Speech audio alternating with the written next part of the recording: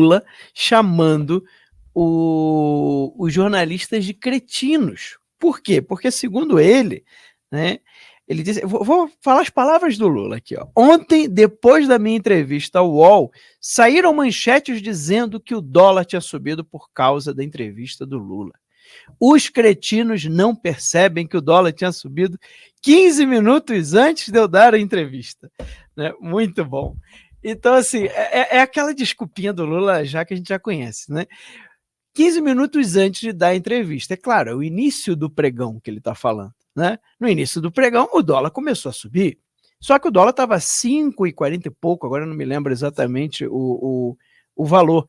E o dólar terminou o dia a 5,51, chegando a 5,52. Aí lá ele quer dizer para a gente não, que nós nós é que atrapalhamos o dólar. Não foi a fala do presidente. Né? Não foi. Ele nunca faz nada, Laudemir. Tá no mudo.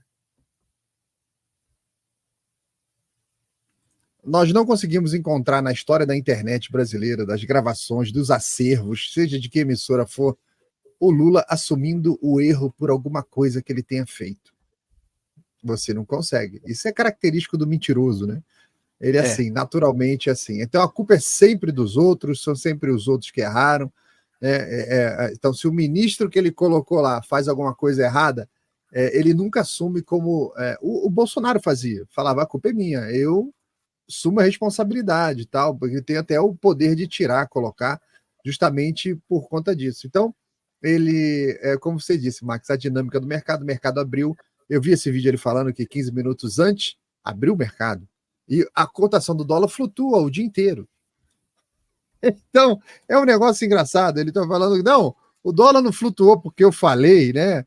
Então, eles são os canalhas, disseram que fui eu. Mas na hora que ele falou, aí estrambolhou o negócio todo, né? É como se ele dirigisse um carro e ele está falando, bom, o carro bateu, teve um acidente, né?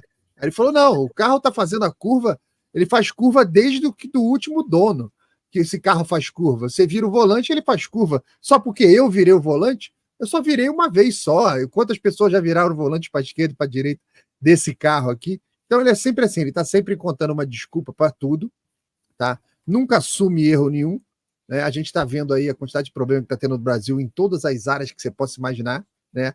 As queimadas, você vê, no governo anterior o culpado era o Bolsonaro, agora pô, é o clima, aquecimento global, é o ET de Varginha, eles inventam um monte de coisa para colocar a culpa e não assumir nada.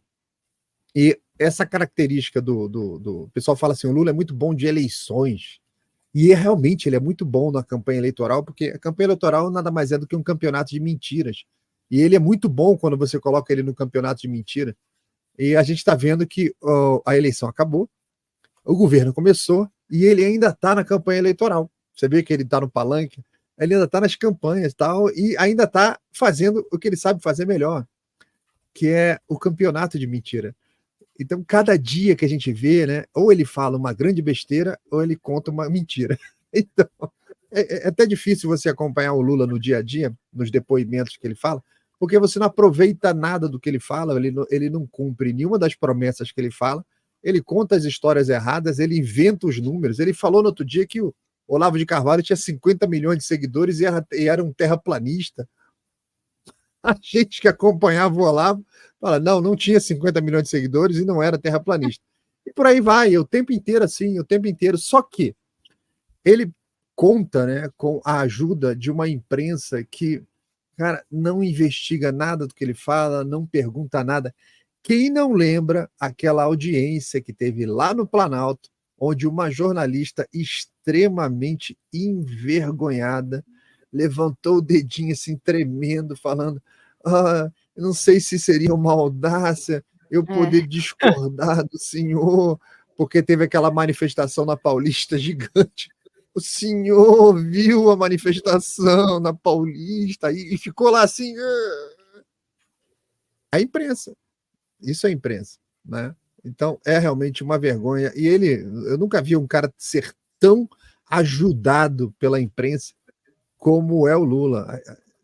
Assim, no momento que a gente precisava do quarto poder funcionando, que é a imprensa, a gente não tem. Aí precisamos, muito naturalmente, das redes sociais, e você começa a entender por que eles querem bloquear as redes sociais, controlar, regular, calar, perseguir, porque se você não tiver as redes sociais, você vai depender da Bobo News e companhia para se informar. Aí tu já viu aonde que nós vamos parar.